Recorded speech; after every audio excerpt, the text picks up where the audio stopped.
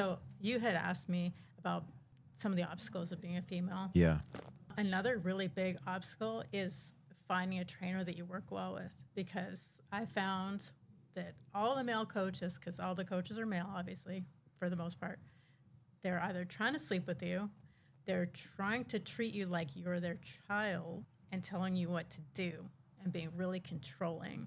Those are like some big obstacles with male trainers. And I had it with those two issues with every coach. Every coach. So when I got with Chris Bennett and Skipper Kelp, none of that. They're professionals. None of that. They're all about you. They're about, let's go to the gym, let's work hard, let's have a goal, done. No other like bullshit, you know? So I stayed with them for the rest of my boxing career until I retired. So I was in Vegas when I was done with boxing. And then I kind of stayed there for a couple years, just like not really knowing what to do with myself. And this starts getting a little dark, but I went through like a really, really bad depression because like I didn't have a purpose or a goal anymore. And I went through like such a bad like depression and anxiety that I really wasn't like functioning as a human. So like my dad had to like literally come down to Vegas and take me back to Canada because like he would keep buying me plane tickets and I wouldn't get on the plane. Like that's how depressed I was. I wouldn't like get out of bed. So he took me back up to Canada. We packed up all my stuff and moved up there. And my parents let me be like depressed for a little while, but then it was like, okay, you need to like do something. So I was like, okay, well, I need to make some money. What can I do? Nothing. I've been an athlete for like my whole life. I guess I can coach. So I went back to my old martial arts club, the very first one I started at. Wow. And I just asked my original coach, I said, hey, do you need like a boxing trainer or something like that?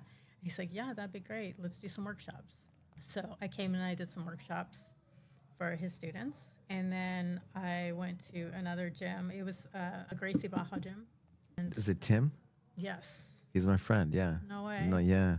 That's cool. Yeah, Tim was awesome. It's a Pacific top team now or something like that. I'm not sure. I haven't been there in yeah. years.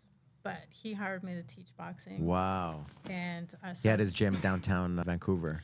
really cool spot.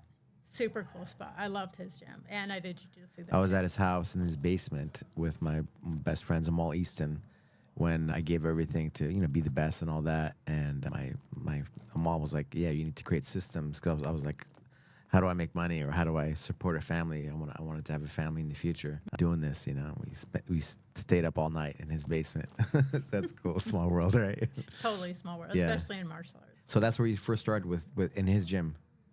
I was teaching two gyms. I was teaching at Tim's gym. Gotcha. I was teaching at my original martial arts club. It was called Kelly's Gotcha. Academy of Martial Arts.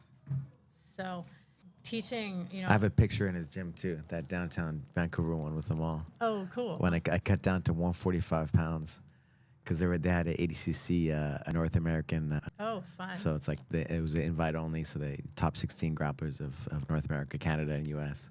Oh, that's went out so to actually Vancouver, but actually it wasn't in Vancouver. It was in like 2-3 hours inland. Oh, okay. How it ended up there, I have no idea still. But My that's memory's another hazy story. on a lot of- Sorry, going back Oh, to no, it. that's Yeah. okay. Yeah, so, I was, Tim, huh? Wow. So that's crazy. what was Tim's last name again?